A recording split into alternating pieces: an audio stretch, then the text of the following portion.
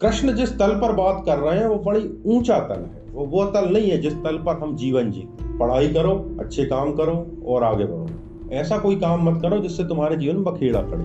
तो ये जो आसपास परिवेश जिसको हम जीवन मान बैठते हैं, ये परिवेश चला ही जाना है। तुम यदि लड़ने को अपना स्वभाव बना लो तो तुम्हारी गलती है, वो भगवान की गलती नहीं। भगवान ने तुम्हें लड़ाकू नहीं बनाया। कुछ लोग बोलते हैं ना कि हम तो अशांत हो जाते हैं, हम कैसे लड़ाई लड़ें। इसका मतलब ये है कि तुम अभी शांत होना नहीं सीखे। हमारा जो स्वभाव है, जो प्रकृति है, वो शांति है, और आसपास जो घटित हो रहा है वो तरंगों की तरह।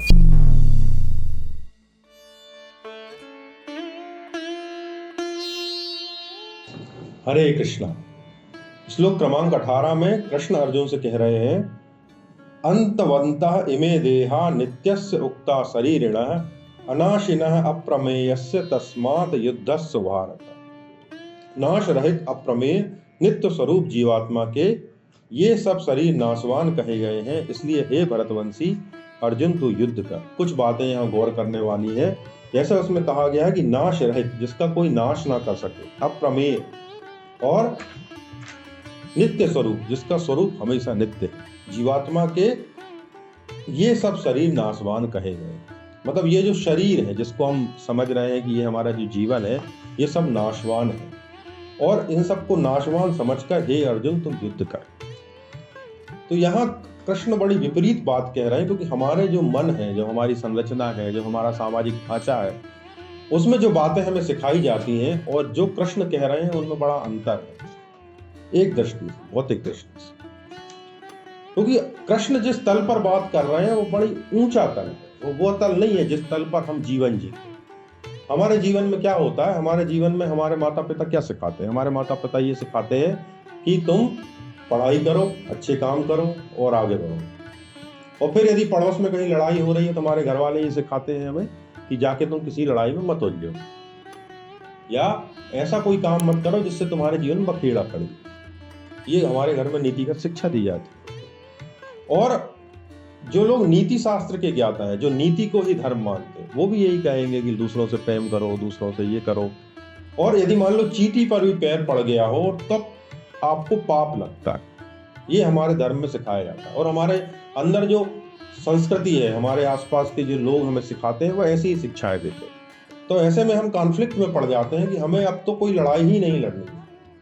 तो बड़े बड़े विचारक, इवन पश्चिम जगत में भी, जब भगवद गीता से पहली बार परिचय हुआ तो लोगों को बड़ा आश्चर्य हुआ कि ये कैसा ग्रंथ है, ये जिस ग्रंथ में भगवान ही कह रहे हैं तस्मात् युद्धस्य भारत, हे अर्जुन तुम युद्ध करो। मतलब युद्ध करने की सीधी सलाह दी जा रही, और युद्ध तो हिंसा से होता है। तो क्या हिंसा धर्म का के अनुकूल है, या कृष्ण जिस हिंसा की बात कह रहे हैं वह धर्म का अलग ही तल है, या वास्तव में वही धर्म है? इस पर गहरी विचारधारा, या इसके पीछे कृष्ण की क्या विचारधारा है, उसको हम समझते हैं। तो कृष्ण कह रहे हैं कि ये नाश रहित या अप्रमेय नित्य स्वरूप जीवात्मा हो। मतलब तुम्हारा तो नाश ही नहीं किया सकता, तुम नित्य स्वरूप हो, और जिसे तुम जीवन समझ रहे हो वो तुम हो ही नहीं।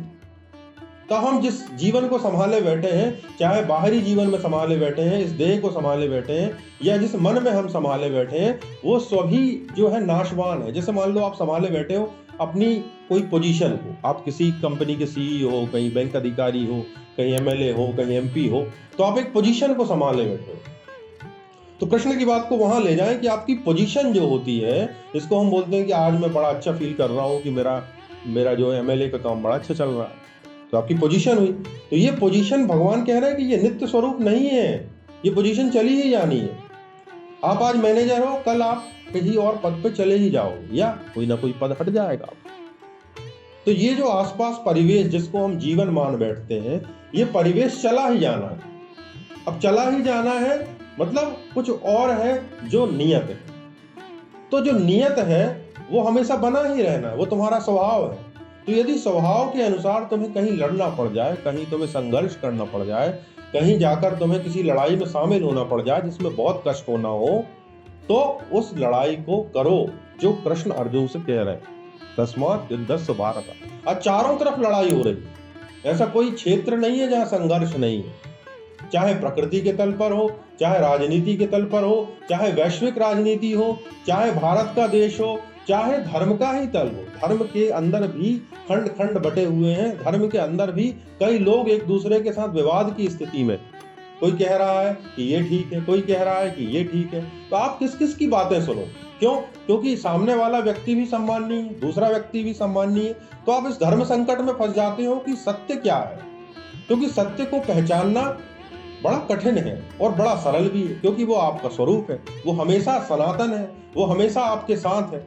तो ऐसा क्या है जिसको आप पहचान लो? क्योंकि यदि आप चारों तरफ देखोगे तो कोई व्यक्ति ये कह रहा है कि आज एक काम करो कि हिंदुओं को बड़ा खतरा है, फलानी कास्ट से बहुत खतरा है, इन लोगों को नष्ट कर दो, तो आपको लगता है होगा नहीं कि बिल्कुल सही कह रहा है कि हमारा जो सनातन है वो बड़े खतरे में, तो इन लोगों को नष्ट कर दो, ये भी बात सही है। दूसरे धर्म के लोग उनको सिखा रहे हैं कि अब हम दूसरे धर्म के लोगों को नष्ट कर दो, तो आपको लग जाएगा कि ये भी सही है, क्योंकि उनकी परिप्रेक्ष्य में वो सही है।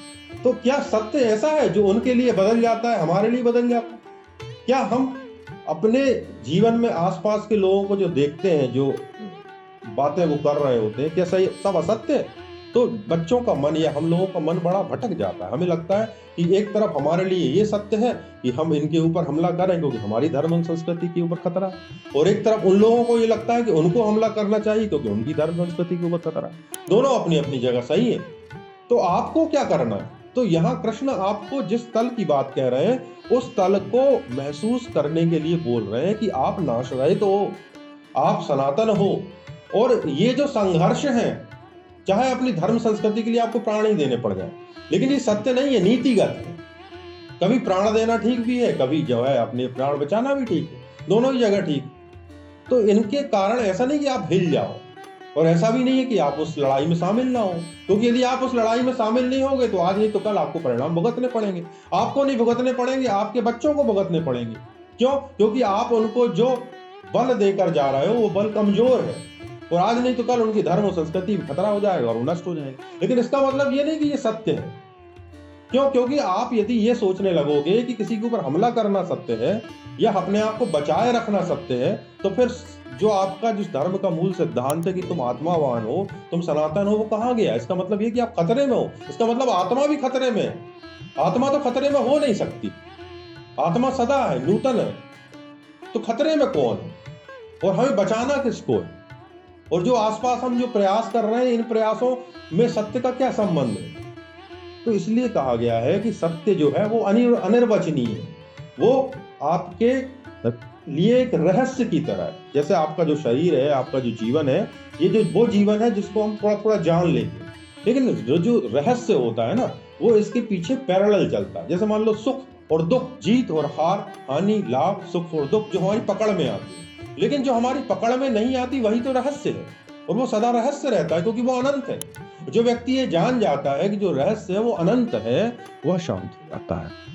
जब वो शांत हो जाता है तो ऐसा नहीं कि वो युद्ध नहीं करेगा। कृष्ण भी तो युद्ध कर रहे हैं। कृष्ण ने कहाँ युद्ध नहीं किया? बचपन से लेकर वृद्धावस्था तक वो हर मोर्चे पर डटे रहे। जहां उनकी आवश्यकता थी वो वहां जाकर चले गए और अपना रोल प्ले किया।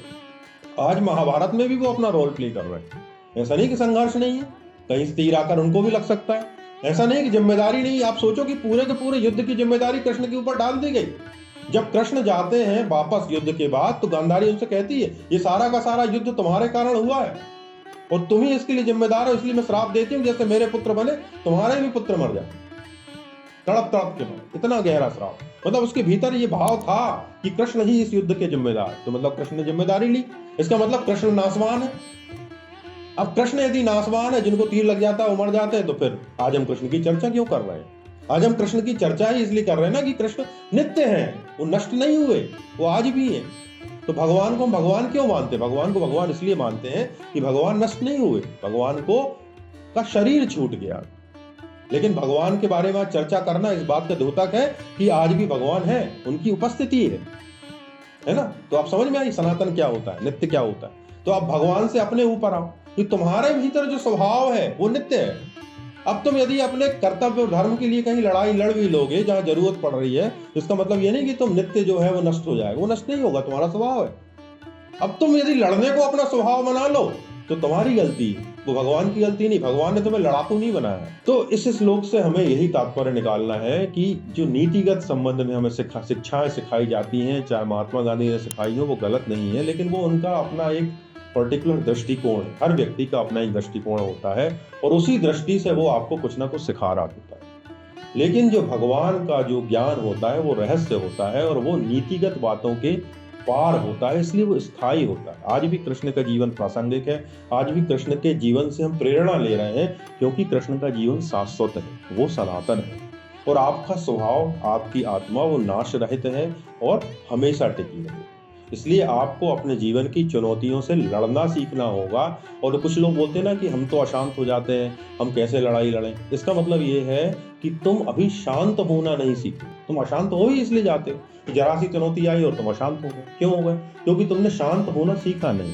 क्योंकि शांति यदि तुम्हें मिल जाती तो तुम कभी परेशान होते ही नहीं। और जो परेशानी यदि तुम्हारे जीवन में आती तो तुम उनको भी एंजॉय करते।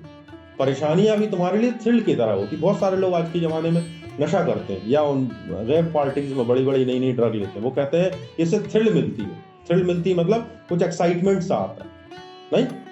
तो उस एक्साइटमेंट के लिए वो जाके वो ड्रग्स लेते हैं। कुछ लोग जो है एक्साइटमेंट के लिए ट्रैकिंग करते हैं, हवा से कूदते हैं, बहुत ऊंचाई से कूदते हैं, या मान लो लहरों में जाते हैं, उसको कौन सी बोटिंग बोलते हैं। तो इस तरह से वो थ्रिल पाना चाहते हैं। क्यों? क्योंकि उनको ऐसा लगता है कि ये जो थ्रिल मिल रही है ये एंजॉयमेंट। लेकिन जो धर्म की सत्ता है, धर्म का ज्ञान है, वो ये कहता है कि तुम्हारी प्रकृति ही शांति है और ये जो घटनाएं हो रही हैं ये केवल घटनाएं, विक्षेप है। जैसे अभी आसमान शांत है, थोड़ी देर बाद तेज हवा चलने लगी, फिर आसमान शांत हो गया। तो ऐसे ये जो घटनाएं आसपास घट रही हैं ये विक्षेप है। और ये ऐसा नहीं कि शांति को डिस्टर्ब कर रहा है। शांति कभी डिस्टर्ब नहीं होती, शांति स्थायी रहती है। जैसे आकाश होता है, आकाश हमेशा स्थायी रहता है। कभी बारिश का मौसम रहता है तो बादलों से ढक जाता है, बारिश का मौसम नहीं रहता है तो बादलों से परे हो जाता है। कभी कभी कोहरा आता है, वो भी बादलों को ढक लेता है, या वो भी आकाश को ढक लेता है, हमें दिखाई देता चारों तरफ कोहरा है। या आजकल स्मोक हो गया, वो भी बादलों को ढक लेता है। तो हमारा जो स्वभाव है, जो प्रकृति है, वो शांति है। और आसपास जो घटित हो रहा है वो तरंगों की तरह। जो व्यक्ति ये जान लेता है अपना स्वभाव शांत है, तो उस व्यक्ति को युद्ध में जाने में भी कोई परेशानी नहीं होती, उस व्यक्ति को संघर्ष में जाने में भी कोई परेशानी नहीं होती, क्योंकि वह जानता है कि इस संघर्ष से भी उसकी शांति नष्ट नहीं होने वाली है। यही कृष्ण अर्जुन को सिखा रहे हैं। और यह ग्रंथ हमें बार बार प्रेरणा देता है कि अपने जीवन संघर्षों से हम भागे नहीं, क्योंकि हम चाहें और ना चाहें हमें संघर्ष करना ही पड़ता है। एक संघर्ष छोड़ के हमें दूसरा करना पड़ता है, दूसरा छोड़ के तीसरा करना पड़ता है। तो बार बार ये संघर्षों से भागने की जगह संघर्षों से हेड ऑन करें।